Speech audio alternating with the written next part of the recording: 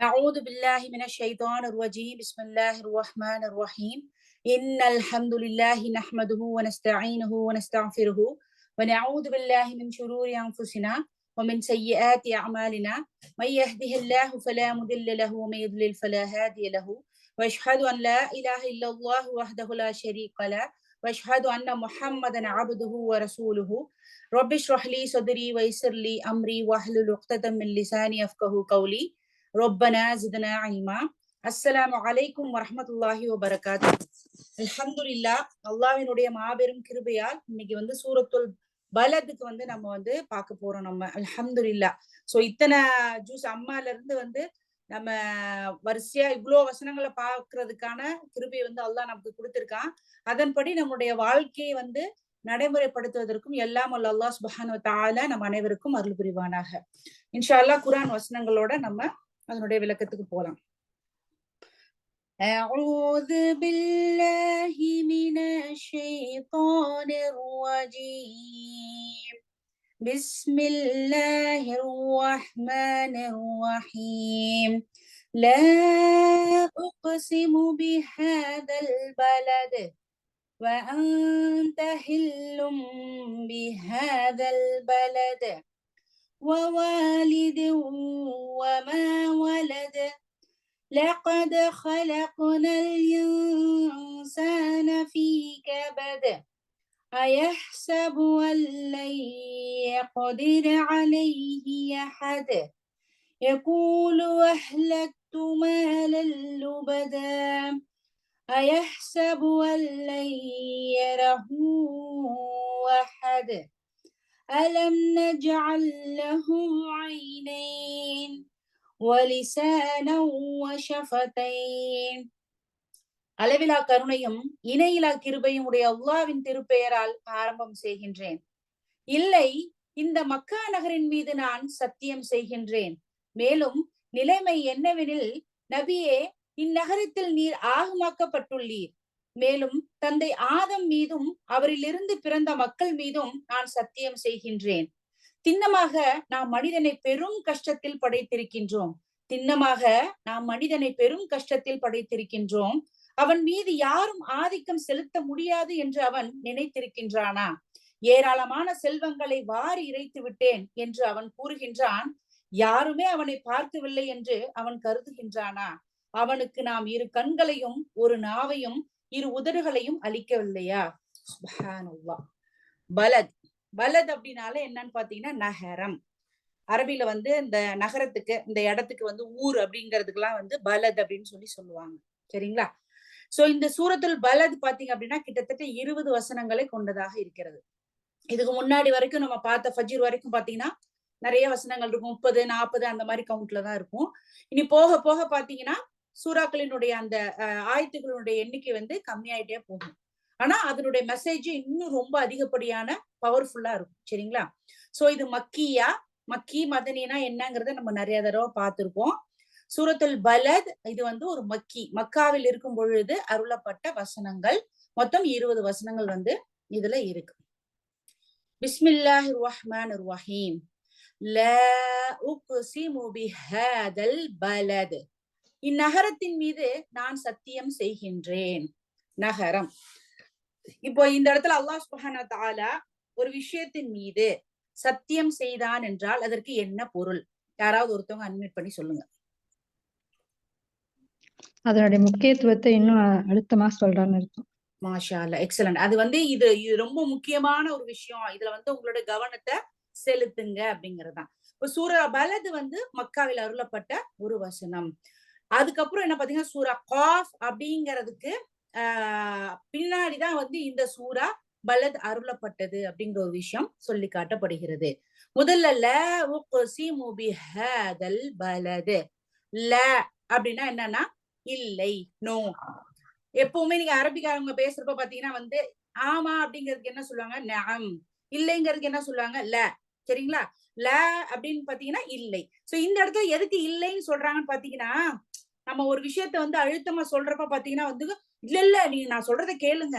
அப்ப அந்த இல்லைங்கிறது என்னன்னா இல்லைன்னு அர்த்தம் கிடையாது. அதனோட முக்கியத்துவத்தை சொல்லுவதற்காக. சரிங்களா? இப்ப ல அப்படிங்கிறது இல்லை.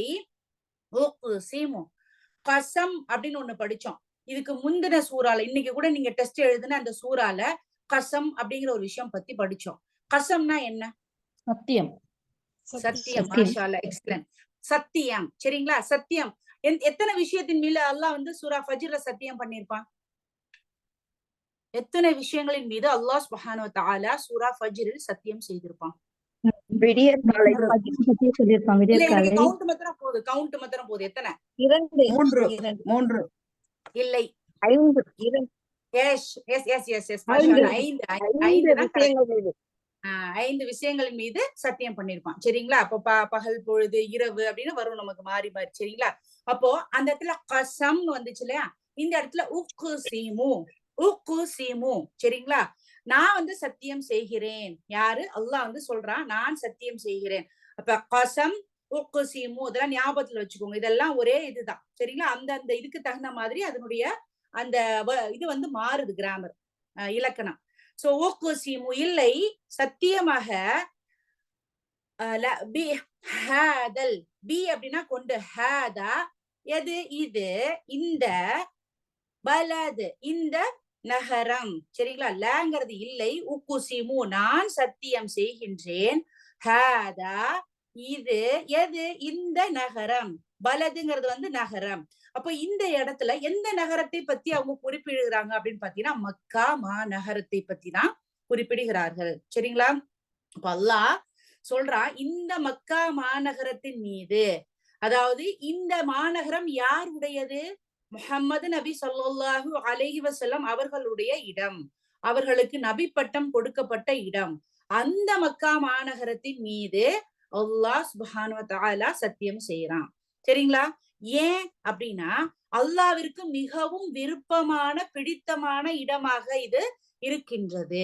சரிங்களா? யாருக்கு? அல்லாஹ்விற்கு மிகவும் பிடித்தமான, மிகவும் விரும்பத்தக்க இடமாக, புனித இடமாக இந்த மக்கா மாநகரம் இருக்கிறது. ஹதீத்ல வந்து சொல்லப்பட்டிருக்கு என்னன்னா, வதூத் அப்படின்னா என்னன்னா, அவன் வந்து என்னன்னா விரும்பக்கூடியவன், நேசிக்கக்கூடியவன் அப்படிங்கிற அந்த இதுக்கு அல்லாஹ் சுப்ஹானஹு வ தஆலா ஒரு குறிப்பிட்ட இடங்களை மிகவும் நேசிக்கக்கூடியவனாக இருக்கிறான். சரிங்களா? அதுல இந்த மக்கா மாநகரம் வந்து அவனுக்கு மிகவும் பிடித்தமான ஒரு இடமாக இருக்குது. அதே போல இன்னொரு இடம் என்ன பிடிக்கும் அப்படின்னா மசாஜித், அதாவது மஸ்ஜிதுகள், பள்ளிவாசல்கள் அல்லாஹ்விற்கு பிடித்த இடமாக இருக்கிறது. இல்லைங்களா? அப்போ இதுல வந்து அல்லாஹ்வுக்கு வதூத் அப்படிங்கிற அந்த இதுக்கு பாத்தீங்கன்னா அல்லாஹ் சில இடங்களை மிகவும் நேசிக்கக்கூடியவனாக இருக்கிறான். அதுல இந்த மக்கா மாநகரமும் ஒன்றாக இருக்கிறது. இப்ப மக்காவினுடைய வரலாற்று நம்ம எடுத்து பார்த்தோம்னா அது ரொம்ப சிறப்பு வாய்ந்ததாக இருக்குது. கேட்பதற்கே ஒரு ஆச்சரியமிக்க ஒரு விஷயமாக இருக்குது. ஏனென்றால் அது அல்லாஹ்வினுடைய இறை இல்லமாக இருக்கின்றது. அப்படிதானே? காபான்னு பாத்தீங்கன்னா வெறும் சாதாரண சுவர்களால் கட்டப்பட்டதா அப்படின்னா அது அல்லாஹ்வினுடைய இல்லம் என்று அல்லாஹ் அவன் இடத்துல என்ன பண்றான்? நமக்கு குறிப்பிடுகின்றான். இது முபாரக் பொருந்திய ஒரு வீடாக இருக்கிறது. அதாவது இது மலக்குகளால் கட்டப்பட்டது. அதற்கு பிறகு ஆதம் அலைஹிஸ்ஸலாம் அவர்களால் கட்டப்பட்டது. அதற்கு பிறகு இப்ராஹிம் அலைஹிஸ்ஸலாம் அவர்களால் எடுத்து கட்டப்பட்டது. நூஹ் அலைஹிஸ்ஸலாம் காலத்துல, ஆதம் அலைஹிஸ்ஸலாமுக்கு பிறகு நூஹ் அலைஹிஸ்ஸலாம் அவர்களுடைய காலத்துல வெள்ளப்பெருக்கு ஏற்பட்டிருக்கும், நம்ம பார்த்திருக்கோம். அந்த வெள்ளப்பெருக்குக்கு பிறகு இந்த காபா வந்து நிறைய சிதிலம் அடைஞ்சிரும், அந்த இடமே இல்லாத அளவுக்கு போயிடும். அதற்கு பிறகு அல்லாஹ் சுப்ஹானஹு வ தஆலா இப்ராஹிம் அலைஹிஸ்ஸலாம் அவர்களுக்கும் இஸ்மாயில் அலைஹிஸ்ஸலாம் அவர்களுக்கும் அல்லாஹ் கட்டளையிட்டான். என்ன? இந்த காபத்துல்லாவை எடுத்து எழுப்பி கட்டுங்கள் அப்படின்னு சொல்லிட்டு. இப்ப அவரும் என்ன பண்ணாங்க? இப்ராஹிம் அலைஹிஸ்ஸலாம் அவர்கள் தன்னுடைய மகன் மற்றும் தன்னுடைய மனைவி ஹாஜர் அலைஹிஸ்ஸலாம் அவர்களை அந்த மக்கா மாநகரத்தில் ஒண்ணுமே இல்லாத வெட்ட வெளியில பாலைவனத்துல போய் விட்டாங்க. விட்டுட்டு அவங்க திரும்பி வர்றப்போ சில தொலைவுல வந்து துவா கேட்டாங்க. யா அல்லாஹ், இந்த மக்கள் தங்குவதற்கு இந்த இடத்தை வந்து எனது ஆகுமானதாக நீ ஆக்கி வை. அதே போல இங்க யாரெல்லாம் இந்த மக்காவிற்கு வருகிறார்களோ, விசிட் பண்றாங்களோ அவர்களுக்கு இது ரொம்ப ஒரு முக்கியமான ஒரு இடமாக அதை ஆக்கி வையே. இது வந்து மிகவும் புனிதம் வாய்ந்த இடம். அதே போல நபி ஸல்லல்லாஹு அலைஹி வஸல்லம் அவர்கள் அந்த இடத்துலதான் பிறந்தாங்க. எங்க? மக்காவுல. அப்ப இது வந்து ஒரு மிகவும் எல்லா உலக மக்களுக்கும் ஒரு நபியாக திகழ்ந்த நபி ஸல்லல்லாஹு அலைஹி வஸல்லம் அவர்கள் பிறந்த அந்த இடம். இந்த மக்கா மாநகரின் மீது நான் சத்தியம் செய்கின்றேன். ஏனெனில் இது நபி ஸல்லல்லாஹு அலைஹி வஸல்லம் அல்லாஹ்விற்கு பிரியமான நபி பிறந்த இடமாக இருக்குது. இது முஹர்ரம் என்ற இந்த இடத்தினுடைய இந்த நிலத்தை வந்து முஹர்ரம் அப்படின்னு அழைக்கிறாங்க. முஹர்ரம் அப்படிங்கிறதுக்கு என்னன்னா சேக்ரட், ரொம்ப வந்து புனிதமான அப்படிங்கிறது அதனுடைய அர்த்தம். சரிங்களா? அப்போ இந்த மக்கா மாநகரத்தின் மீது அல்லாஹ் சத்தியம் செய்கின்றான்.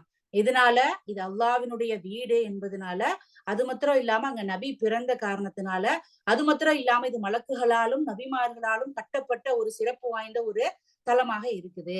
இப்போ இந்த இடத்த வந்து ரொம்ப ஒரு ஸ்பெஷல். இன்னைக்கும் பாத்தீங்கன்னா புனித பூமி அப்படிங்கிறதுக்கு எந்த ஒரு மாற்றுமே இருக்காது.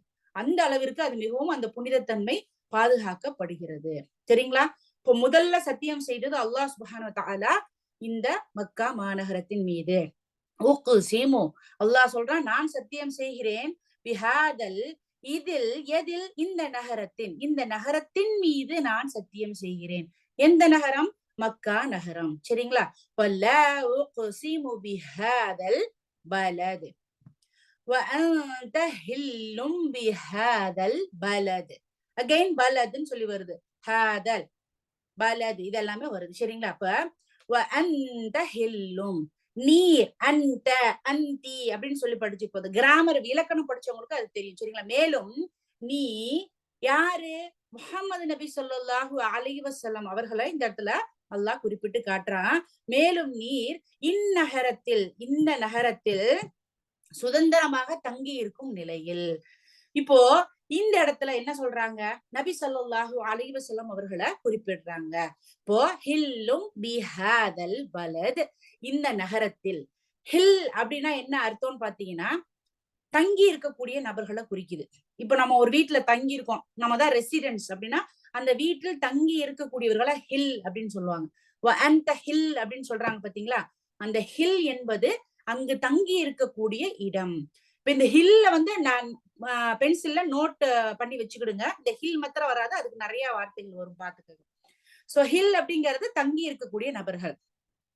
இந்த ஹில் அப்படின்னு சொல்லி பாத்தீங்கன்னா எது அப்படின்னு சொல்லி லிட்டரலா என்ன சொல்லணும்னா ஹலால். ஹலால்ங்கிறது என்ன? நமக்கு அனுமதிக்கப்பட்டது. அப்போ இந்த மக்கா மாநகரத்தில் நபி ஸல்லல்லாஹு அலைஹி வஸல்லம் இந்த நகரத்தில் அவர்களுக்கு அனுமதிக்கப்பட்டதாக இருக்குது. அவங்க எங்க வேணா இந்த மாநகரத்துக்குள்ள போகக்கூடிய உரிமை மிக்கவராக இருக்கிறாங்க. இப்ப ஒரு வீட்டுல நம்ம உள்ள போறோம், சாவி போட்டு திறக்கிறோம், அங்க இருக்கிறோம் அப்படின்னா என்ன? நம்ம ஹில், அங்க வசிக்கக்கூடியவங்க. அந்த வீடு நமக்கு என்னவாகப்பட்டது? ஹலால். அந்த இடத்துல நம்ம சரியான முறையில நம்ம வாடகை கொடுத்து இல்ல அந்த சொந்த வீடா கட்டி அதுக்குள்ள போய் இருக்கிற அளவுக்கான உரிமை நமக்கு இருக்கு. அப்ப ஹலால், அனுமதிக்கப்பட்டது. ஹில் என்பது தங்கி இருக்கக்கூடியவங்க. யாரு? அதுக்கு யார் அனுமதிக்கப்பட்டாங்களோ அவங்க தங்கி இருப்பாங்க. அது போல நபி ஸல்லல்லாஹு அலைஹி வஸல்லம் அவர்கள் மக்காவில் அவங்க என்ன பண்ணாங்க? தங்கி இருக்கக்கூடியவராகவும் அது அவருக்கு சுதந்திரமாக தங்கி இருப்பதற்கு அனுமதிக்கப்பட்ட ஒரு இடமாகவும் அது இருக்குது. ஏன்னா அந்த இடத்துல அவங்க இருக்கிறாங்க. அவர்கள் மிகவும் புனிதமிக்கவர்களாக, அந்த இடம் புனிதமிக்கதாக இருக்குது. ஏனென்றால் இறுதி தூதராகிய முஹம்மது நபி ஸல்லல்லாஹு அலைஹி வஸல்லம் அந்த நகரத்துல இருக்கிறாங்க. அங்கதான் அவங்க பிறந்தாங்க. அப்படிப்பட்ட அந்த நகரத்தின் மீது அல்லாஹ் சுப்ஹானஹு வ தஆலா என்ன பண்றான்? சத்தியம் செய்யறான். அதே போல இந்த மக்கா மாநகரத்தின் இன்னொரு முக்கியத்துவத்தை வந்து அல்லாஹ் சுப்ஹானஹு வ தஆலா சொல்றான். அந்த ஹில்லும், இப்ப ஃபர்ஸ்ட் என்ன சொன்னோம்? நீர், நபியே, இங்க தங்கி இருக்கக்கூடிய அப்படிங்கிற ஒரு அர்த்தம் வந்துச்சு. இன்னொரு அர்த்தம் என்ன? அந்த ஹில்லும், அதாவது முஹம்மது நபி ஸல்லல்லாஹு அலைஹி வஸல்லம் இந்த மக்கா மாநகரத்தில் மிக நீண்ட வருடங்கள் என்ன பண்றாங்க? தங்கி இருக்காங்க. அங்கதான் பிறந்தாங்க. இப்ப அவங்க அந்த இடத்துல வந்து என்ன பண்றாங்க? எல்லா உரிமையும் அவர்களுக்கு இருக்குது. இப்ப ஹல்ல, ஃபர்ஸ்ட் என்ன பார்த்தோம்? ஹில் அப்படின்னு பார்த்தோம். ஹில்னா என்ன? தங்கி இருக்கக்கூடியவங்க, ரெசிடென்ஸ். அதுக்கப்புறம் ஹலால் அப்படிங்கிற ஒரு வார்த்தையில இருந்து வருது லிட்டரலா. அது என்ன? அனுமதிக்கப்பட்டது. இப்ப வந்து என்ன சொல்றேன்னா ஹல்ல. ஹல்ல அப்படிங்கிறது என்னன்னு பாத்தீங்கன்னா டு அன்டை. இப்ப நம்ம கயிறு வந்து கையில கட்டியிருக்கோம், இல்ல ஏதோ ஒண்ணு கட்டி இருக்கிறது வந்து என்ன பண்றோம்னா அதை வந்து முடிச்சுக்கல அவுத்து அப்படி ஃப்ரீ ஆக்குறது. இப்ப ஹல்ல அப்படிங்கிறது என்னன்னா நமக்கு அந்த இடத்துல சுதந்திரமாக இருப்பதற்கான அனுமதி இருக்குது. ஏன்னா அது ஹலாலாக இருக்குது இல்லைங்களா? நம்ம சரியான முறையில வந்து அது அனுமதிக்கப்பட்ட ஒரு புனித இடமாக நபி ஸல்லல்லாஹு அலைஹி வஸல்லம் அவர்களுக்கு இருக்கிறது. அது ஒரு புனித தலம். அப்போ அங்க இருக்கக்கூடிய செடிகள், பறவைகள், விலங்குகள் எதுவுமே என்ன பண்ணாது? யாரும் வந்து என்ன பண்ணாது? காயப்படுத்த கூடாது, வேட்டையாடக்கூடாது, புற்செடிகளையோ மரங்களையோ வெட்டக்கூடாது. அப்ப என்ன பண்ணப்பட்டிருக்கு? இந்த இடத்துல ஹலாலாக இருக்கக்கூடிய, அதாவது செடிகள், பறவைகள், விலங்குகள் இதெல்லாம் நமக்கு சாப்பிடுறதுக்கு அல்லாஹ் சில விஷயங்களை ஹலாலாக்கி வச்சிருக்கான். ஆனாலும் அந்த இடத்துல என்ன பண்ணப்பட்டிருக்கு, அது தடை செய்யப்பட்டிருக்கு. இப்ப இந்த ஹலாலான விஷயம் என்ன பண்ண, அதுக்கு அதுல இருக்கக்கூடிய முடிச்சுகள் அவிழ்க்கப்பட்டு அதை யாரும் என்ன பண்ணது, துன்புறுத்த கூடாது. இங்க இந்த மக்கா மாநகரத்தில் அந்த ஹில்லும் பிஹாதல் பலது. அதாவது நமக்கு ஒரு கொஸ்டின் இருக்கும், ஒரு முரண்பாடா இருக்கு. இது புனித தலம் அப்படின்னு சொல்றாங்கல்ல.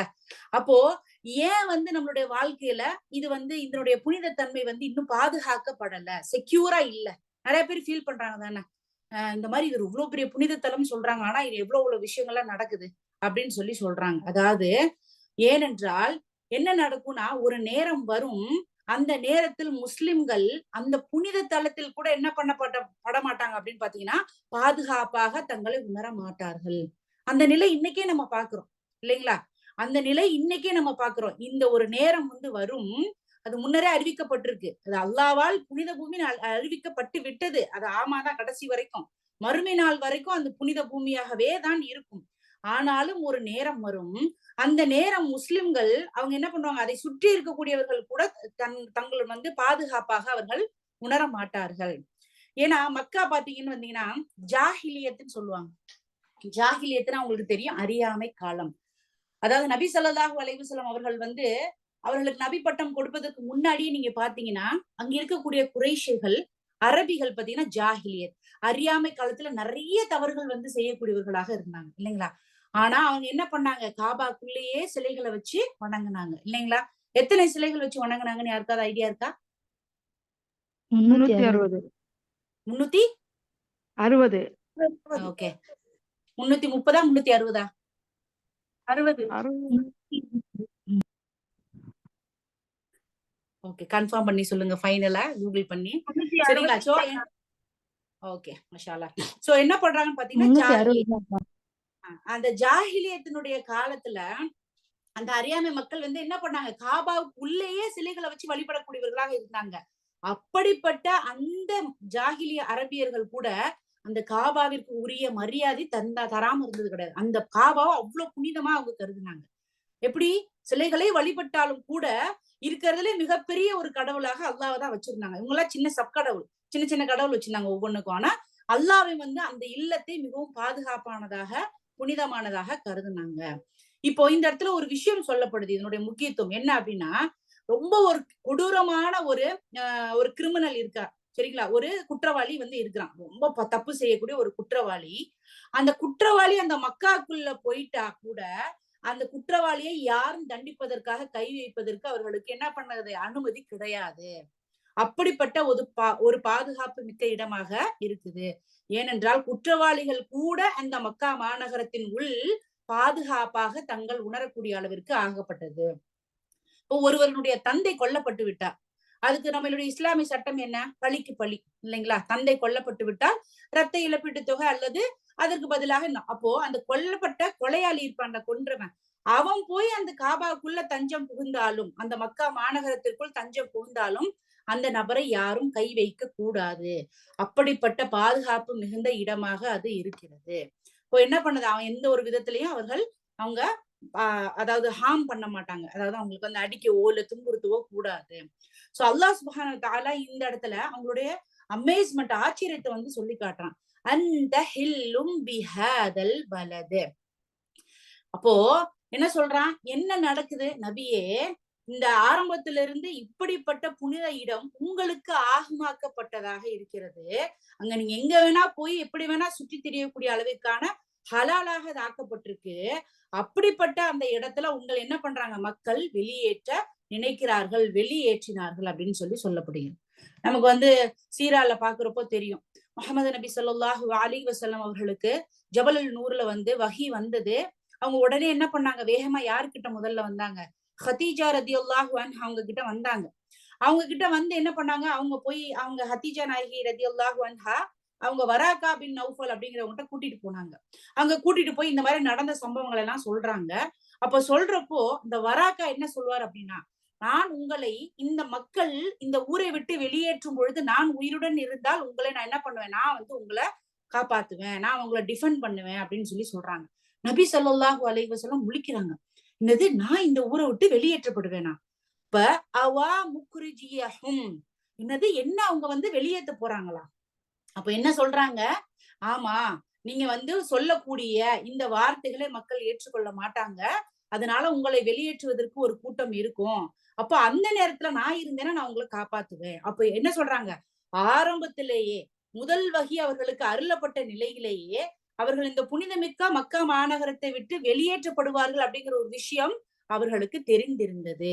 இப்ப அல்லாஹ் சுப்ஹானஹு வ தஆலா இந்த சூறாவை இறக்குறான். இந்த சூரா பலதை இறக்கிட்டு சொல்றாங்க, அவங்ககிட்ட சொல்றாங்க, வஅன்த ஹில்லும் பிஹாதல் பலது, நீங்க வந்து இந்த இடத்துல எந்த ஒரு தங்கு தடையும் கிடையாது, உங்களுக்கு எல்லாம் ஹலாலாக்கப்பட்டிருக்கு, இந்த மாநகரத்துல நீங்க எப்படி வேணா இருக்கலாம். ஆனாலும் ஆமா, அவங்க உங்களை என்ன பண்ணுவாங்க? வெளியேற்றுவாங்க. அல்லாஹ் சொல்றான் இந்த சூறாவின் மூலமா என்ன சொல்றான்? அவர்கள் உங்களை வெளியேற்றுவார்கள், ஆனால் அல்லாஹ்வாகிய அவன் திரும்பவும் உங்களை என்ன பண்ணுவான்? இந்த மக்கா மாநகரத்திற்குள் கொண்டு வருவான். சும்மா கொண்டு வர மாட்டான். இந்த மக்கா மாநகரத்தை வெற்றி பெற்றவர்களாக, இந்த மக்காவை வெற்றி பெற்றவர்களாக நீங்க இதுக்குள்ள வருவீங்க அப்படிங்கிற விஷயத்த அல்லாஹ் சுப்ஹானஹு வ தஆலா இந்த சூரா பலதின் மூலமாக தெரியப்படுத்துறான்.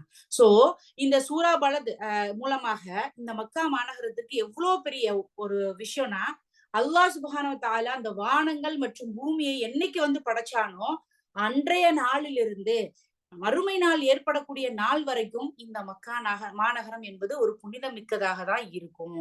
அதுல இருக்கக்கூடிய மரங்கள் வெட்டப்படக்கூடாது, அதுல இருக்கக்கூடிய புதர்கள் அழிக்கப்படக்கூடாது. அதே போல அங்க இருக்கக்கூடிய வந்து நபிக்கு வந்து எல்லாமே வந்து ஆகமாகப்பட்டதாக இருக்குது. இப்ப யாரும் என்ன பண்ணக்கூடாது? செடி வெட்டக்கூடாது, மரம் வெட்டக்கூடாது, பறவைகளை வேட்டையாடக்கூடாது, விலங்குகளை வேட்டையாடக்கூடாது. யாராவது கொலையாளி போய் கூட மக்காவுக்குள்ள தஞ்சம் புகுந்தா கூட அவங்களுக்கு எந்த ஒரு பாதிப்பையும் ஏற்படுத்தக்கூடாது. அப்படிப்பட்ட பாதுகாப்பான நகரமாக இது இருக்குது. ஆனாலும் நபி ஸல்லல்லாஹு அலைஹி வஸல்லம் அவர்களுக்கு மட்டும் ஒரு குறிப்பிட்ட காலம் என்ன பண்ண அல்லாஹ் சுப்ஹானஹு வ தஆலா அனுமதி கொடுத்தாங்க. வஅன்த ஹில்லும் பிஹாதல் பலத், என்ன அனுமதி அப்படிங்கறத நம்ம பார்ப்போம். வவாலிது வமா வலத், அவங்களுக்கு என்ன அனுமதி கொடுத்தாங்க அப்படின்னு சொல்லி பாத்தீங்க அப்படின்னா, இந்த மாநகரத்துல இந்த மக்கா வெற்றி கொள்ளப்படும் பொழுது நபி ஸல்லல்லாஹு அலைஹி வஸல்லம் உள்ள வந்து சில பேரை கைதிகளா பிடிக்கலாம்.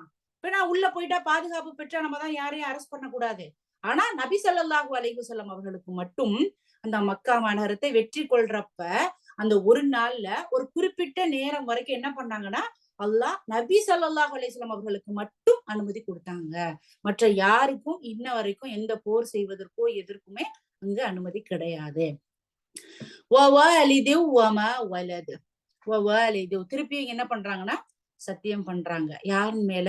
தந்தை. வாலித் அப்படின்னு இங்க சொல்லப்பட்டிருக்கு. விச் வலத் வாலித் வலத் வவாலிது, அதாவது இங்க என்ன சொல்லப்படுது அப்படின்னு பாத்தீங்கன்னா, வாலித் வமா வலத், அதாவது யார் வந்து ஒரு குழந்தைய வந்து பெத்தெடுத்தாங்களோ, அதாவது குழந்தைய கொடுத்தாங்களோ, இப்ப யார் அப்படின்னு பார்த்தா வாலித் அப்படிங்கிறது இந்த இடத்துல தந்தையை குறிக்கிறது. பெற்றோர்கள், தந்தை மாத்திரம் இல்ல பெற்றோர்களை குறிக்குது. அப்போ யார் அந்த குழந்தைய வந்து பெத்தாங்க அப்படின்னா தந்தை. இப்ப இந்த ஒட்டுமொத்த உலகத்தில் இருக்கக்கூடிய எல்லா மக்களுக்கும் தந்தையாக கருதப்படுபவர் யார்? யாருங்க? ஆதம் அலைஹிஸ்ஸலாம். ஆதம் அலைஹிஸ்ஸலாம். ஆதம் அலைஹிஸ்ஸலாம். ஆதம் அலைஹிஸ்ஸலாம் அவர்களை தான் இந்த வாலித் அப்படிங்கிறது வந்து குறிப்பிடுகிறது. சரிங்களா? இப்போ வாலித் என்பது இந்த ஒட்டுமொத்த மக்களுக்கும் தந்தையாக இருக்கக்கூடிய ஆதம் அலைஹிஸ்ஸலாம் அவர்களை வந்து குறிக்கிறது. இப்போ இந்த இடத்துல இன்னொன்னு என்னன்னு சொல்லி பாத்தீங்க அப்படின்னா, ம வலது, இந்த இடத்துல மனித இனத்தை வந்து குறிக்கிறது. அதே போல இன்னொரு அர்த்தம், வாலிதுங்கிறது ஒண்ணு ஆதம் அலைஹிஸ்ஸலாம் அவர்களை குறிக்குது, இன்னொரு வாலித் அப்படிங்கிறது இப்ராஹிம் அலைஹிஸ்ஸலாம் அவர்களை குறிக்குது. வலது அப்படிங்கிறது மகன், பையன். அதை யார் குறிக்கிறது அப்படின்னா இஸ்மாயில் அலைஹிஸ்ஸலாம் அவர்களை குறிக்கிறது. ஏனென்றால் இந்த காபாவை எடுத்து எழுப்பி கட்டியவர்கள் இப்ராஹிம் அலைஹிஸ்ஸலாம் மற்றும் அவருடைய மகன் இஸ்மாயில் அலைஹிஸ்ஸலாம். அதற்கு முன்னாடி ஆதம் அலைஹிஸ்ஸலாம் அவர்கள் கட்டியதாகவும் இருக்கு. சரிங்களா? அப்போ இந்த இடத்துல வாலிதுன்னு குறிப்பிடுவது, முதல்ல குறிப்பிடுவது ஆதம் அலைஹிஸ்ஸலாம். வலது என்பது இந்த ஒட்டுமொத்த மக்கள் இனம், அவங்களுடைய பிள்ளைகள் நம்ம. அதே போல இன்னொரு வாலிதுங்கிறது இப்ராஹிம் அலைஹிஸ்ஸலாம் அவர்களை குறிப்பிடுகிறது. அந்த வலதுங்கிறது இஸ்மாயில் அலைஹிஸ்ஸலாம் அவர்களை குறிப்பிடுகிறது. ஏனென்றால் அவர்கள் இருவரும் இந்த காபாவை எழுப்பி கட்டியவர்களாக இருக்கிறாங்க. அதே போல என்னன்னு சொல்லி பாத்தீங்க அப்படின்னா, இன்னொரு இடத்துல முஹம்மது நபி ஸல்லல்லாஹு அலைஹி வஸல்லம் அவர்களையும் இது குறிக்கிறது. ஏனென்றால் இஸ்மாயில் அலைஹிஸ்ஸலாம் அவர்களுடைய வழித்தோன்றல்களில் டிசெண்டன்ஸா வந்தவங்க தான் யாரு? முஹம்மது நபி ஸல்லல்லாஹு அலைஹி வஸல்லம். அப்போ இந்த இடத்துல என்ன பண்றாங்க, இந்த விஷயங்களை குறிப்பிட்டு அல்லாஹ் சுப்ஹானஹு வ தஆலா சத்தியம் செய்யறாங்க. பெற்றோர் மீதும் பெற்ற சந்ததியின் மீதும் சத்தியமாக. இப்ப பெற்றோருங்கிற இந்த இடத்துல முதல்ல சொல்றது ஆதம் அலைஹிஸ்ஸலாம், இரண்டாவது சொல்றது இப்ராஹிம் அலைஹிஸ்ஸலாம், மூன்றாவது முஹம்மது நபி ஸல்லல்லாஹு அலைஹி வஸல்லம் அவர்களை சொல்றாங்க. ஏன்னா இந்த ஒட்டுமொத்த மக்களுக்கும் நபியாக அனுப்பப்பட்ட காரணத்தினால அப்படிங்கிற இந்த 3 விதமான கருத்துக்கள் சொல்லி இந்த விஷயத்த முடிக்கிறாங்க. அதே போல வலது முதல்ல எல்லா மனிதர்களையும், இரண்டாவது இஸ்மாயில் அலைஹிஸ்ஸலாம், மூணாவது எல்லா சமுதாய மக்களையும், எல்லாருக்கும் எல்லாரையும் குறிப்பிடுறதுதான் இந்த இடத்துல சொல்லப்படுகிறது. சரிங்களா? பெற்றோர் மீதும் பெற்ற சந்ததியின் மீதும் சத்தியமாக. சுப்ஹானல்லாஹ். இன்னைக்கு நம்ம காபாக்கு போறோம், உம்ரா பண்றோம், ஹஜ் பண்றோம். ஆனா அல்லாவே இந்த திருமறையில என்ன சொல்றான், அவனுடைய வார்த்தையால என்ன சொல்றான், அது ஒரு புனித பூமி. அந்த புனிதத்தை உணர்ந்தவர்களாக நம்ம அந்த இடத்துல இருக்கணும். அங்க போய் வரக்கூடியவங்களுக்கு அல்லாஹ் எவ்வளவு பெரிய கிருபை செஞ்சிருக்கான். அல்லாவால் புனிதமாக கருதப்பட்டு, அல்லாவினுடைய இல்லமாக கருதப்பட்டு, நபி ஸல்லல்லாஹு அலைஹி வஸல்லம் அவர்கள் பிறந்து அவங்க காலடி தடம் பட்ட இடம். சோ அப்படிப்பட்ட புனித பூமியில நம்ம இருக்கிறோம் அப்படின்னா, நம்மளுடைய அந்த கேரக்டர்னு சொல்லுவோம்ல, நம்மளுடைய அந்த பண்புகளை எப்படி மாத்திக்கிறணும் நம்ம. இப்போ இவ்வளவு பெரிய விஷயம் நமக்கு அல்லாஹ் சாத்தியமாக்கி இருக்கான். நம்ம வருஷம் போறோம், இல்ல அடிக்கடி போறோம் அப்படின்னா அது எவ்வளவு பெரிய ஒரு பாக்கியம். சோ அப்படிப்பட்ட அந்த இடத்துக்கு போவதன் மூலமாக நம்ம என்ன பண்ணணும், என்ன கத்துக்கொள்ளணும், நம்ம அந்த புனிதத்துக்கு தகுந்தவர் போல நம்மளுடைய கேரக்டரை மாத்தி மறுமையில வெற்றி பெறக்கூடிய சந்ததிகளாக நம்ம இருக்கணும் அப்படிங்கிற எண்ணம் நம்ம அனைவருக்கும் எல்லாம் அல்லாஹ் சுப்ஹானஹு வ தஆலா தரணும் அப்படின்னு சொல்லிட்டு இன்ஷா அல்லாஹ் நம்ம எல்லாரும் துஆ செய்யணும். அடுத்து பாத்தீங்க அப்படின்னா, லகத் ஹலக்னல் இன்சான ஃபீ கபத். லகத் ஹலக்னல் இன்சான ஃபீ கபத்.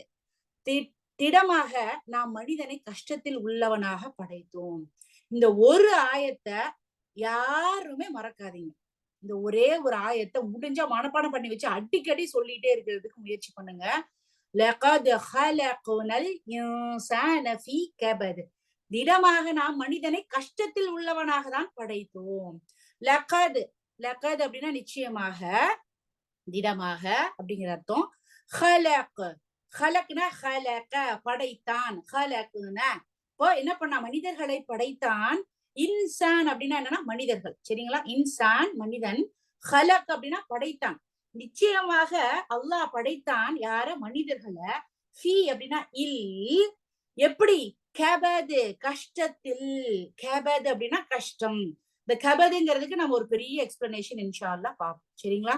இப்போ நிச்சயமாக மனிதர்களை அல்லாஹ் என்ன பண்ணிருக்கான், கஷ்டத்துல படைச்சிருக்கான். இப்ப இனிமேலு அல்லாஹ் எனக்கு ஏன்டா இந்த கஷ்டத்தை கொடுக்குற, அல்லாஹ் ஏன்டா என்ன மாத்திரம் கஷ்டப்படுத்துற, அல்லாஹ் இந்த உலகத்துல நான் என்ன பாவம் பண்ணேன் அப்படின்னு நம்ம இனிமேல் என்ன பண்ணக்கூடாது, கேட்க கூடாது. ஏன்னா அல்லாஹ்வினுடைய வார்த்தை எப்படிப்பட்டதாக இருக்குது, மனிதங்களை கஷ்டத்தோட தான் நான் படைச்சிருக்கேன். அப்ப கஷ்டம் இல்லாம எப்படி நமக்கு வாழ்க்கை இருக்கும், அது எப்படி சாத்தியமானதாக இருக்கும்? அல்லாஹ்வினுடைய உதவியை கொண்டுதான் அது சாத்தியமானதாக இருக்குமே தவிர அதை அன்றி வேற ஏதாலும் நம்மளுடைய கஷ்டம் நம்மை விட்டு போகாது. எல்லாத்துலயும் கஷ்டம். ஃபார் எக்ஸாம்பிள், மனிதனுடைய வாழ்வு, அவனுடைய இருப்பு, இந்த உலகத்துல எக்ஸிஸ்டா இருக்கக்கூடிய ஒரு விஷயம் என்னன்னு பாத்தீங்கன்னா, முழுவதுமே கஷ்டங்கள் நிறைந்ததாக தான் இருக்குது. ஆரம்பத்துல இருந்து முடிவு வரைக்கும் ஒட்டுமொத்த வாழ்க்கையுமே முழுவதுமே கடினம், கஷ்டம் நிறைந்ததாக மட்டும்தான் இருக்குது. நபி ஸல்லல்லாஹு அலைஹி வஸல்லம் அவர்கள் எந்த ஒரு பாவமும் செய்யலன்னு சொல்லிட்டு ஒரு புனிதமான ஒரு பட்டத்தை அல்லாஹ் கொடுத்திருக்கான் இல்லைங்களா?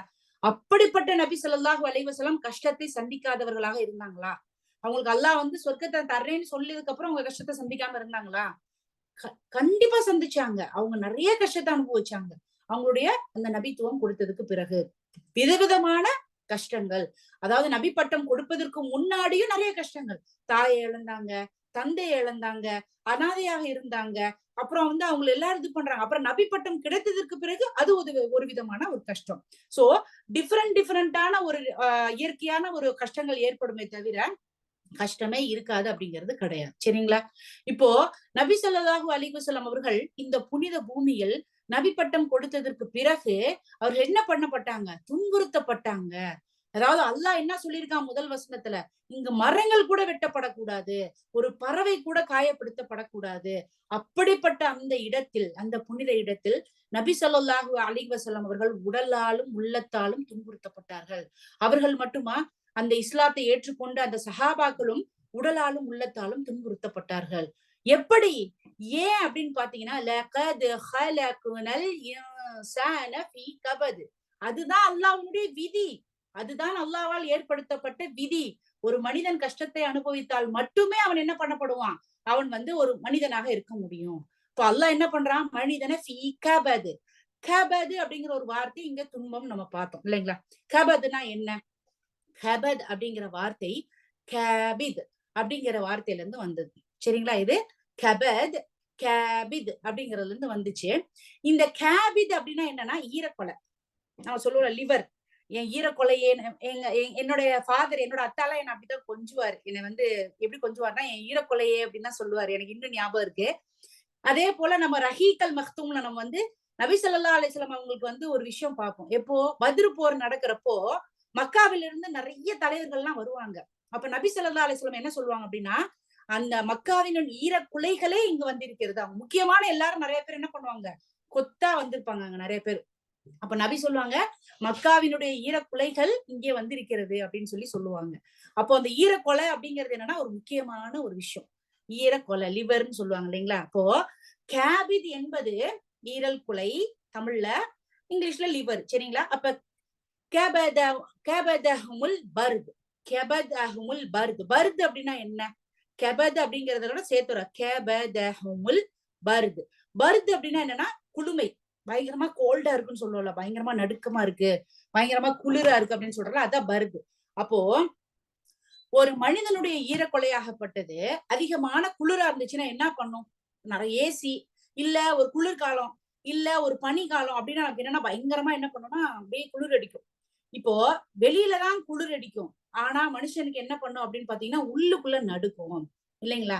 அப்ப நம்ம எங்க அந்த அந்த குளுமையை எங்க உணர்வோம் அப்படின்னா அந்த உள்ளுக்குள்ள, என்னோட ஈரக்குலையெல்லாம் நடுங்குது எனக்கு அப்படின்னு தானே சொல்லுவோம். நம்ம அடிப்பது குளிர்ல வெளியில, வருது அப்படிங்கிற அந்த குளுமை வெளியில, ஆனா குளிர் அடிக்கிறது நடுக்கிறது எங்க அப்படின்னு பாத்தீங்கன்னா கேபித், கபதஹுமுல் அங்க சரிங்களா. அப்போ அது ஒரு ஒரு ஆர்கன், ஒரு உறுப்பு, அது நம்மளுடைய உடம்புக்குள்ள மறைந்து இருக்கக்கூடிய ஒரு உறுப்பாக இருக்குது. இப்போ நமக்கு ஒரு குளிர் ஏற்பட்டுச்சு அப்படின்னா நம்ம எத்தனை ஸ்வெட்டர் போட்டாலும் சரி அந்த குளுமை நம்மளை விட்டு போகாது. ஏன்னா அது அப்படியே நடுக்கும். ஒரு அளவுக்கு மேல போச்சு அப்படின்னால அதை நம்ம ஒண்ணும் செய்ய முடியாது. அதே போல அது என்ன பண்ணும், நம்மளை ஹர்ட் பண்ணும், நம்மளை கஷ்டப்படுத்தும். ரொம்ப குளிரா இருந்துச்சுன்னா என்ன சொல்லுவாங்க, மூச்சு விடுறதுக்கே கஷ்டமா இருக்கு, என்னால முடியல, ரொம்ப கஷ்டமா இருக்கு, ரொம்ப அப்படியே குளுமையா இருக்கு, மூக்கெல்லாம் அடைக்குது, தலையெல்லாம் வலிக்குது அப்படின்னு தான் சொல்லுவோம் இல்லைங்களா. அப்போ குளிர் அடிச்சா கூட அது நம்மளை என்ன பண்ண கஷ்டப்படுத்தக்கூடியதாக இருக்கிறது. அப்போ ஃபர்ஸ்ட் கபத் அப்படிங்கிறது என்ன, கபதுனா கபத் அப்படின்னா கஷ்டம், கேபித் அப்படின்னா ஈரக்கொலை. இப்ப என்ன சொல்றாங்கன்னா கிபாத், கிபாத் அப்படின்னா என்னன்னா கஷ்டப்படுறோம், குளிர் ஓவரா இருக்கு, பருது அதிகமா இருக்கிறதுனால என்ன பண்றோம், கஷ்டப்படுறோம் நம்ம. அப்போ நம்மளால முடியல, அப்பா என்னால மூச்சு விட முடியல, எனக்கு தலையெல்லாம் வலிக்குது, எனக்கு அப்படியே உடம்பெல்லாம் நடுக்குது, என்னால ஒண்ணுமே பண்ண முடியல, சிரமமா இருக்கு அப்படிதானே சொல்லுவோம் நம்ம. என்னால நார்மலாவே இருக்கும்ல, ரொம்ப சிரமமா இருக்கு. அப்போ கபதுங்கிறது இதெல்லாம் வச்சு என்ன சொல்றாங்கன்னா கஷ்டம், துன்பம், டிஃபிகல்ட்டி சரிங்களா. அப்ப நம்மளுடைய வாழ்க்கையில உள்ள மாத்திரம் இல்ல, அதாவது வெளியில உடல் ரீதியாக மட்டும் கிடையாது, உள்ள ரீதியாகவும் நம்ம என்ன பண்றோம், மனசு கஷ்டப்படக்கூடியவர்களாக இருக்கிறோம். இப்ப பாருங்க, வெளியில என்ன பண்றோம், இமோஷனலாவும் நம்ம டிஸ்டர்ப் ஆகிறோம் அப்படிதானே. இப்ப மனுஷன் ஒரு ஆம்பளை வெளியில போய் வேலை பாக்குறாருன்னா ஒரு கடையில போய் இல்ல உட்காந்து ஆபீஸ்ல எங்கேயோ நாள் முழுக்க உட்காந்து குனிஞ்சு டைப் பண்ணுவாரு, இல்ல கறி கடைனா கறி வெட்டுவாரு, இல்ல பலசர கடைனா எல்லா திங்ஸையும் எடுத்து பேக் பண்ணுவாரு. உடல் ரீதியாக அவர் உழைக்கிறாரு, கை வலிக்கும், கழுத்து வலிக்கும், உடம்பு வலிக்கும், பிசிக்கலா என்னது உடல் ரீதியாக அவர் என்ன பண்றாரு, கஷ்டப்படுறாரு, கேபது கஷ்டம், துன்பம். அதே போல உள்ள ரீதியாகவும் என்ன பண்றான்னா ஒரு மனுஷன் கஷ்டப்படுவான். எப்படி, யாராவது ஒருத்தவங்க பாத்தீங்கன்னா நான் யாராவது ஒருத்தவங்க வார்த்தையால தான் சொல்லுவாங்க, ஆனா என்ன பண்ணுவோம், உள்ளம் வலிக்கும், ரொம்ப மனசு கஷ்டமாயிடுச்சு, மனசே உடைஞ்சு போச்சு, இருதயமே நொறுங்கி போச்சு சொல்லுவோம்ல. இப்போ வெளியில சாதாரணமா சொல்லக்கூடிய ஒரு விஷயம் அளவு மீறி போயிடுச்சு அப்படின்னா அது என்ன பண்ணும், நம்மளுடைய உள்ளத்தை உடைக்கக்கூடியதாக இருக்குது. ஏனென்றால் அப்ப என்ன அர்த்தம், மனிதன் இந்த உலகத்தில் வேடிக்கைக்காகவும் சந்தோஷத்தை கொண்டாடுவதற்காகவும் படைக்கப்படவில்லை. இல்ல, இந்த வாழ்க்கை என்பதே கஷ்டத்தை தாங்கக்கூடிய ஒன்றாக தான் இருக்குது. இந்த வாழ்க்கை என்பது என்ஜாய்மெண்ட்டுக்கு கிடையாது, என்ஜாய்மெண்ட்டுக்கு கட்டாயமா கிடையாது. அப்போ என்ன பண்ணுது, ஒவ்வொரு விஷயத்திலையும் ஒரு மனிதன் கஷ்டப்படதான் செய்யும்.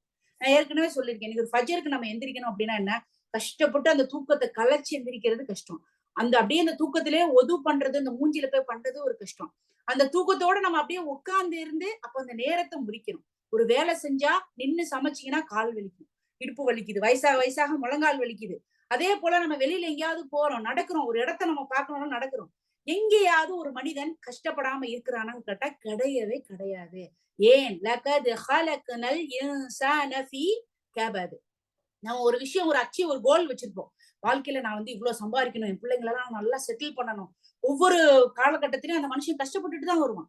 ஒரு மனசாலையும் சரி, ஆபீஸ்ல நிறைய பேர் நோகுற மாதிரி பேசியிருப்பாங்க. இல்ல அவங்க வேலை செஞ்ச இடத்துல உடல் ரீதியாக அவங்களுக்கு நிறைய கஷ்டம் இருக்கும், தூக்கம் இருக்காது. இந்த மாதிரியான பல கஷ்டங்களை ஒரு மனிதன் தாண்டி வரக்கூடிய நிலையில தான் அனைத்து மனிதர்களுமே படைக்கப்பட்டிருக்காங்க. அப்போ இந்த மாதிரியான இதுல நம்ம என்ன தரத்துல இந்த வாழ்க்கையை நம்ம வாழ்ந்துட்டு இருக்கோம், இந்த கஷ்டத்தை அனுபவிக்கிறதோட இந்த மனிதர்கள் எப்படி வாழ்றாங்க. சரி, இதெல்லாம் விடுங்க, கஷ்டப்படுறத பத்தி பேசுறீங்க. சம்பாத்தியம், பிள்ளை குட்டி பாக்குறது, வீட்டு வேலை பாக்குறது, இதை பத்தி எல்லாம் ஒரு மனுஷனுக்கு எந்த ஒரு வேலையுமே கிடையாது. அவனுக்கு சம்பாதிக்கணுங்கிற கட்டாயம் கிடையாது, பிள்ளைங்களை பார்க்கணுங்கிற கட்டாயம் கிடையாது, மனைவி மக்கள் கிடையாது, குடும்பம் கிடையாது, எல்லா சொத்தும் இருக்கு. அவர் வந்து தூங்கி எந்திரிச்சு சாப்பிட்டு குளிச்சு அவருக்கு தேவையானது செய்யணும் அப்படின்னா கூட அதுவும் ஒரு கஷ்டம் தான். என்ன பண்ணணும், அவர் தண்ணி குடிக்கணும். அவர் எந்திரிச்சு என்ன பண்ணணும், தண்ணி குடிக்கணும், குளிக்கணும். அதுக்கப்புறம் அவருக்கு தேவையானதை அவர் செஞ்சுக்கணும். இல்ல அவர் ஏதாவது பண்ணணும்னா கூட உடலை அசைக்காம அப்படியே வந்து இருக்க முடியுமா? கபது. நிச்சயமாக அதில் ஒரு துன்பம் கஷ்டம் இல்லாமல் இருப்பது கிடையாது. நம்ம நினைப்போம் இன்னைக்கு குழந்தைங்கள்லாம் அதெல்லாம் ரொம்ப அந்த சின்ன பிள்ளை வாழ்க்கை எனக்கு கிடைச்சிருந்தா எப்படி இருந்திருக்கும் அப்படிங்கிறோம். ஆனா அந்த குழந்தைகளுக்கு என்று கஷ்டம் இருக்கிறதா? கண்டிப்பா இருக்கு. என்ன மாதிரியான கஷ்டம் இருக்கு அந்த குழந்தைங்களுக்கு? என்ன மாதிரியான துன்பம் இருக்கு? உடலாலும் இருக்கு, உள்ளத்தாலும் இருக்கு. ஃபார் எக்ஸாம்பிள், ஒரு குழந்தை வந்து பாத்தீங்கன்னா பயங்கரமா அழுதுட்டே இருக்கு. ஏன் அழுது? அதனால அந்த சாப்பிட்டு குடிச்ச பாலை வந்து அதனால ஏப்பம் விட முடியல, கஷ்டப்படுது, வயிற்றுல கேஸ் ஃபார்ம் ஆகுது, வலிக்குது. அதுக்கு அதை வெளிப்படுத்த கூட முடியாத அளவுக்கு அந்த குழந்தை என்ன பண்ணுதுன்னா அழுது. லகத் ஹலக்னல் இன்சான ஃபீ கபத். இப்போ மனிதன் என்னைக்கு வந்து கருவுல உண்டாகிறானோ அன்னையில இருந்து அவன் கஷ்டகாலம் ஆரம்பிக்கிறது. இப்னு அப்பாஸ் ரலியல்லாஹு அன்ஹு அவங்க வந்து அறிவிக்கிறாங்க, ஒரு தாய் வந்து ஒரு குழந்தைய வந்து சுமக்கிறா. கஷ்டப்பட்டு அவன் என்ன பண்றான்னா அந்த குழந்தைய ஃபைனலா வந்து பெத்தெடுக்கிறான். அப்ப எல்லாரும் என்ன சொல்றாங்க, அப்பாடா அந்த குழந்தைக்கும் சரி அந்த தாய்க்கும் சரி இவ்வளோ டயர்டா எக்ஸாஸ்ட் ஆயிட்டாங்க, அப்படியே சோர்வடைஞ்சிட்டாங்க, முற்றும் சோர்வடைஞ்சிட்டாங்க. ஒரு வழியா 2 பேரும் அவங்களுக்கு கஷ்டம் முடிஞ்சிருச்சு அப்படிங்கிறாங்க. கிடையாது. அந்த குழந்தை வயிற்றில் உண்டான நாளிலிருந்து அந்த குழந்தைக்கும் சரி அந்த தாய்க்கும் சரி அந்த கபதி என்கின்ற அந்த துன்பமாகப்பட்டது ஆரம்பித்து விடுகிறது. எப்படி? ஒரு குழந்தை வந்து பிறக்குது. குழந்தை பிறந்ததுக்கு பிறகு பெக்கிறப்ப ஒரு வலி, பயங்கரமான வலி. அதற்கு பிறகு அந்த குழந்தைக்கு பால் ஊட்டணும். அந்த குழந்தைக்கு பால் ஊட்டுறது எவ்வளவு பெரிய வலிங்கிறது அந்த தாய்க்கு தெரியும். அப்புறம் அந்த குழந்தை வந்து அந்த குடித்த பாலை ஏப்புறதுக்கு அது எவ்வளவு கஷ்டப்பட்டு அழுது அப்படிங்கிறத பாக்குறோம். அதுக்கப்புறம் அது பல்லு முளைக்கிறதுக்கு ஒரு வலி, ஒரு காய்ச்சல், ஒரு உடல் நலம் இல்லாம போயிடும். தவழ்றப்ப பாத்தீங்கன்னா அப்பயும் உடல் நலம் சரியில்லாம போயிடும். நடக்கிறப்ப பாத்தீங்கன்னா அது அழுது அழுது விழுந்து எந்திரிச்சு தலையில அடிபட்டு மேல அடிபட்டு அதுக்கப்புறம் பேசுறதுக்கு கஷ்டப்பட்டு அது என்ன பண்ணுது, பேசுறதுக்கு முயற்சி பண்ணுது. அதுக்கப்புறம் சாப்பிடுறதுக்கு அந்த குழந்தை சாப்பிடுறதுக்கு தாய் பல கஷ்டப்படுறான். அப்புறம் அந்த உணவு போய் அந்த குழந்தைக்கு செரிக்கிறதுக்கு அந்த கஷ்டப்படுறான்.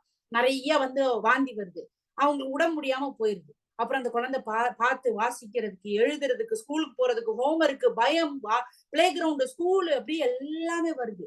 அப்போ அந்த குழந்தை பிறந்ததுல இருந்து அதனுடைய துன்பம் என்பது படிப்படியாக அதிகரித்து கொண்டேதான் இருக்கு. சரி, இந்த துன்பம் ஆரம்பிச்சிருச்சு, வயசானவனே அது முடியுதான்னு பார்த்தா இல்ல. வயசானதுக்கு அப்புறம் இன்னும் கஷ்டமாகுது. திருப்பியும் மறு குழந்தையாக மாறிடுறாங்க, நடக்கிறதுக்கு கஷ்டப்படுறாங்க. அவங்களுக்கு ஒரு சப்போர்ட் இல்லாம அவங்களால என்ன பண்ண முடியாது, பாத்ரூம் போக முடியாது, சப்போர்ட் இல்லாம தூங்க முடியாது, சப்போர்ட் இல்லாம அவங்களால எதுவுமே பண்ண முடியாத அளவுக்கு அவங்க நிலை வந்து வருது. அப்போ அவங்களோட ஹெல்த் வந்து என்ன ஆகுது, ஏன் லகத் ஹலக்னல் இன்சான ஃபீ கபத். சரி, ஒரு மனுஷன் வந்து கஷ்டப்பட்டு வந்துட்டான், இறுதி வயசு வரைக்கும் வந்து மரணம் அவனை தழுவிருச்சு. மரணத்துக்கு பின்னாடி அவனுக்கு கஷ்டம் இல்லாம இருக்கா? இல்ல, திரும்பவும் கஷ்டம் இருக்கு. எங்க? அவனுடைய கபூரில். அவனோட கபூரில் என்ன இருக்குது? எல்லா மனிதர்களும் எந்த மனிதர்களாக இருந்தாலும் அந்த கபூர் அவனை நெருக்காமல் விட்டு விட்டது கிடையாது. நம்ம இதை பத்தி முன்னாடி பார்த்திருக்கோம். எப்படி ஒரு சஹாபா இறந்த பிறகு அல்லாஹ்வினுடைய அர்ஷ் என்பது அது வந்து உலுங்கியதுன்னு பார்த்தோம். அது சஹாபாவினுடைய பெயர் என்ன? யாராவது சொல்லுங்க பார்க்கலாம். நம்ம முன்னாடி பார்த்திருக்கோம், ஒரு சஹாபா இறந்துருவாங்க. மாஷா அல்லா, மாஷா அல்லா. யார் சொன்னீங்க சிஸ்டர்? எந்த சிஸ்டர்? மாஷா அல்லா, பத்ருநைசா சிஸ்டர். மாஷா அல்லா சிஸ்டர், எக்ஸலன்ட். ஸஅத் பின் முஆத் ரலியல்லாஹு அன்ஹு அவர்கள் சஹாபா இறந்த பிறகு அல்லாஹ்வினுடைய அர்ஷ் சந்தோஷத்தால் ஒழுங்கியது. நம்ம பார்த்தோம் இல்லைங்களா? திக்ர் பண்றப்ப ஏன் வந்து அந்த அந்த இடம் வந்து ஏன் இதாகுது அப்படின்னு பாத்தீங்கன்னா, அல்லாஹ்வினுடைய அரிசியை மலக்குகள் சுமந்து கொண்டு இருப்பாங்க. ஞாபகம் இருக்கா எல்லாருக்கும்? அப்ப என்ன பண்றாங்க, அந்த சந்தோஷத்துல அவங்க இது பண்றப்போ அப்படியே அந்த அரிசி வந்து உழுங்குது. அப்படிப்பட்ட ஒரு நல் உவப்பை, அல்லாஹ்வினுடைய உவப்பை பெற்ற சஹாபி சஅத் பின் முஆத் ரலியல்லாஹு அன்ஹா அவர்கள் கபருக்குள் வைக்கப்பட்ட போதும் அந்த கபர் அவர்களை நெருக்காமல் விட்டு விட்டது கிடையாது. சுப்ஹானல்லாஹ், சுப்ஹானல்லாஹ். எப்படிப்பட்ட நிலை பாருங்க. நம்ம எல்லாம் என்ன இன்னைக்கு இருக்க எந்த வாழ்க்கையை நோக்கி போயிட்டு இருக்கோம் சொல்லுங்க. இந்த வாழ்க்கை, பணம், பொருள், பிள்ளைங்கள், வீடு, இதுதான் என்னுடைய வாழ்க்கை. எனக்கும் இறைவனுக்கும் உள்ள தொடர்பு எப்படிப்பட்டதாக இருக்குது அப்படின்னு கேட்டா நம்ம அந்த இடத்துல யோசிக்கதான் செய்வோம் இல்லைங்களா? இப்ப எதற்கான வாழ்க்கை நம்ம வாழ போறோம்? இன்னைக்கு நம்ம எல்லாருக்காகவும் உழைக்கிறோம், எல்லாருக்காகவும் கஷ்டப்படுறோம். ஆனா நமக்கு என்று இருப்பது, நமக்கு என்று நன்மையை தருவது, நம்மை வெற்றி பெற வைப்பது அல்லாஹ்வுடன் இருக்கக்கூடிய தொடர்பு மட்டும்தான். நீ எவ்வளவு வேணா லைஃபை என்ஜாய் பண்ணு, ஃப்ரெண்ட்ஸ் வச்சுக்கோ, ஹஸ்பண்ட் இருந்துகிட்டோம், பிள்ளைங்க இருந்துகிட்டோம், யாராக இருந்தாலும் அந்த மறுமை நாளில் அனைவரும் என்ன பண்ணுவாங்க, நம்மளை விட்டு ஓடக்கூடியவர்களாக இருப்பாங்க. இந்த உலகத்தில் மட்டும்தான் ஒரு குழந்தையை ஒரு தாய் பாதுகாப்பாக பெற்றெடுத்து வளர்ப்பா. ஒரு தந்தை அந்த குழந்தையை பாதுகாப்பா வளர்த்து நான் பெரிய இடத்துல ஆக்கணும்னு நினைப்பாங்க. ஆனா அந்த மறுமை நாள்ல அதே தாய் தகப்பன் அந்த குழந்தையை பார்த்தாலும் பார்த்தும் பார்க்காத மாதிரி என்ன பண்ணுவாங்க, விரண்டு ஓடுவாங்க. எனக்கு நான் என்ன நன்மை செஞ்சிருக்கேன். அப்படிப்பட்ட நிலையில வந்து மனிதனை வந்து படைச்சிருக்கான். அப்போ சஅத் பின் முஆத் ரலியல்லாஹு அன்ஹு அவர்களுடைய அந்த கபரே அப்படி நெருக்கப்பட்ட நிலை இருந்ததுன்னா மனிதர்களாகிய நாம சரி ஓகே, அதுக்கப்புறம் கபர்ல வச்சிடறாங்க. அதுக்கப்புறம் என்ன, முன்கர் நக்கீர் வர்றாங்க, அவங்க வந்து கேள்விகள் கேட்கிறாங்க. அதற்கு பிறகு மறுமை நாள் போறோம், அல்லாஹ் நம்மளை திருப்பி உயிர் கொடுத்து எழுப்புறான். நம்ம தனியாக நிக்கிறோம், ஆடைகள் இல்ல, நம்ம சம்பாரிச்ச பணம் கிடையாது, ஒண்ணுமே நம்ம பக்கத்துல இல்ல. நம்மளுடைய தாய் நம்மை விட்டு விரண்டு ஓடுறாங்க, நம்மளுடைய தந்தை நம்மளை விட்டு விரண்டு ஓடுறாங்க, நம்மளுடைய குழந்தைகள் நம்மளை விட்டு விரண்டு ஓடுது, எல்லாமே போகுது. லகத் ஹலக்னல் இன்சான ஃபீ கபத்.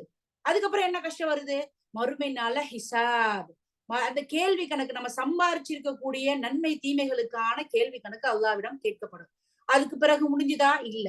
அதுக்கு பிறகு சிராத்துல் முஸ்தகீம் பாலத்தை கடப்பதற்கான ஒரு கஷ்ட காலம் இருக்கு. அதுல நம்ம செய்த நன்மைக்கு ஏற்றாற் போல அந்த வேகத்துல நம்ம போவோம்.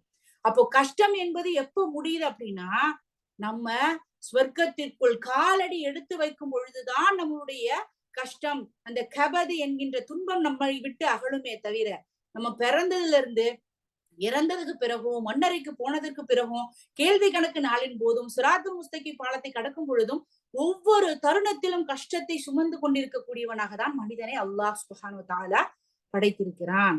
அப்போ அப்படிப்பட்ட அந்த சந்தோஷமான அந்த சொர்க்கத்தை அடைவதற்கு நம்மளுடைய முயற்சிகள் எப்படிப்பட்டதாக இருக்குது? என்னங்க சம்பாதிக்கிறோம் சொல்லுங்க. எல்லாரும் நம்மளே ஒரு கேள்வி கேட்டுக்குவோம். இன்னைக்கு எந்த விஷயத்துக்காக நான் இந்த வாழ்க்கையில இவ்வளவு கஷ்டப்பட்டுட்டு இருக்கேன், இவ்வளவு மனசுக்குள்ள குமுறிக்கிட்டு இருக்கேன், இவ்வளவு வேதனைப்பட்டுட்டு இருக்கேன் சொல்லுங்க. இன்னைக்கு வந்து ஒருத்தவங்களுக்கு உடம்பு சரியில்லாம போச்சுன்னா அல்ஹம்துலில்லாஹ், அல்லாஹ் அது அவர்களுக்கு கொடுத்த மிகப்பெரிய கிருபை. ஒருத்தவங்களுக்கு பணம் இல்லையா, அல்ஹம்துலில்லாஹ், அது அவர்களுக்கு அல்லாஹ் கொடுத்த மிகப்பெரிய கிருபை. ஒருத்தன் பணக்காரனா இருக்கா, அல்ஹம்துலில்லாஹ், அல்லாஹ் கொடுத்த மிகப்பெரிய கிருபை. கிருபையோட இன்னொன்னு சேர்த்துக்கோங்க, அது அவனுக்கு சோதனை.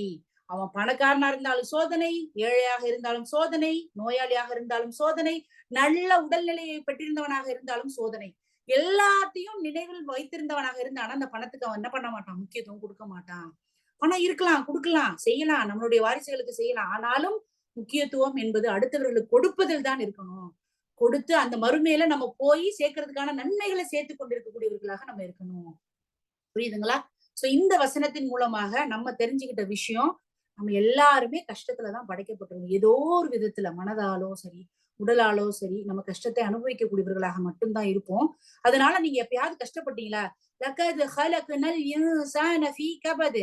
அல்லாஹ் நிச்சயமாக மனிதனை கஷ்டத்தில் உள்ளவனாக தான் படைச்சிருக்கான். யாழ்லா அந்த கஷ்டத்துல இருந்து எனக்கு நீ விடுதலை தாடா அல்லா, உன்னை நெருங்கக்கூடியவனாக என்ன ஆக்கி வைடா அல்லா, உன்னை திருப்திப்படுத்தக்கூடியவளாக என்ன ஆக்கி வைடா அல்லா, நான் இறக்கும் தருவாயில் என்னுடைய பாவங்கள் அனைத்தும் மன்னிக்கப்பட்ட நிலையில் என்னை நீ வந்து உன்னுடைய உயிரை நீ கைப்பற்றுடாயா அல்லா, நான் மறுமைக்காக நான் நிறைய சொத்துக்களை சேர்த்து வைக்கக்கூடியவளாக என்ன ஆக்கி வைடாயா அல்லா, அந்த மறுமையின் போது எனக்கு யாருமே உதவி செய்வதற்கு இல்லாத நிலையில் நான் செய்த அமல்கள் மட்டுமே எனக்கு வந்து உதவி செய்யக்கூடியதாக ஆக்கி வைடா அல்லா அப்படின்னு சொல்லிட்டு ஒவ்வொரு தொழுகையிலும் துவா கேட்கிறோம். இங்க தொழுது முடிச்சுட்டா நம்ம கேட்கிற துவா, யா அல்லா இந்த பரக்கத்தை குடுறா, ரஹமத்தை குடுறா அல்லா, என் பிள்ளைக்கு வந்து இந்த வேலையை குடுறா அல்லா, யாழ்லா என் பிள்ளைக்கு நல்ல படிப்பை குடுறா அல்லா, ஹஸ்பண்டுக்கு இந்த வேலையை குடுறா அல்லா, இந்த வீடு வாங்குறது, இப்படிதான் நம்ம கேட்கிறோம்.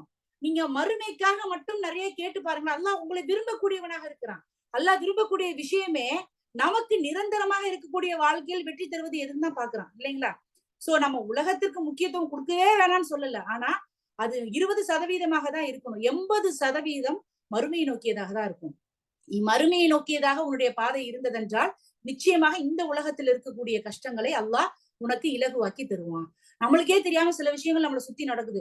ஏன்பா எனக்கு இவ்வளவு கஷ்டமா இருக்கு, நான் எப்படி எல்லாம் வாழ்க்கை வாழ்ந்தேன், நான் எப்படி எல்லாம் என் பிள்ளைங்களை வளர்த்தேன், நான் எப்படி எல்லாம் என் தாய் தந்தையரை பார்த்தேன், இன்னைக்கு அவங்களால எனக்கு கஷ்டம் வருதுன்னா ஏன்? அப்ப யோசி, இந்த இடத்துல நம்ம என்ன செஞ்சுட்டு இருக்கோம்? நான் அல்லாஹ் கிட்ட எப்படி இருக்கேன், ஏன் எனக்கு இந்த கஷ்டம் வருது? அப்ப நான் அல்லாஹ் கிட்ட இன்னும் நான் நெருங்கணும், அல்லாஹ் கிட்ட நான் இன்னும் திருப்திப்படுத்தணும். நான் அல்லாஹ்வை திருப்திப்படுத்தினேன் என்றால் என்னை அல்லாஹ் திருப்திப்படுத்துவான்.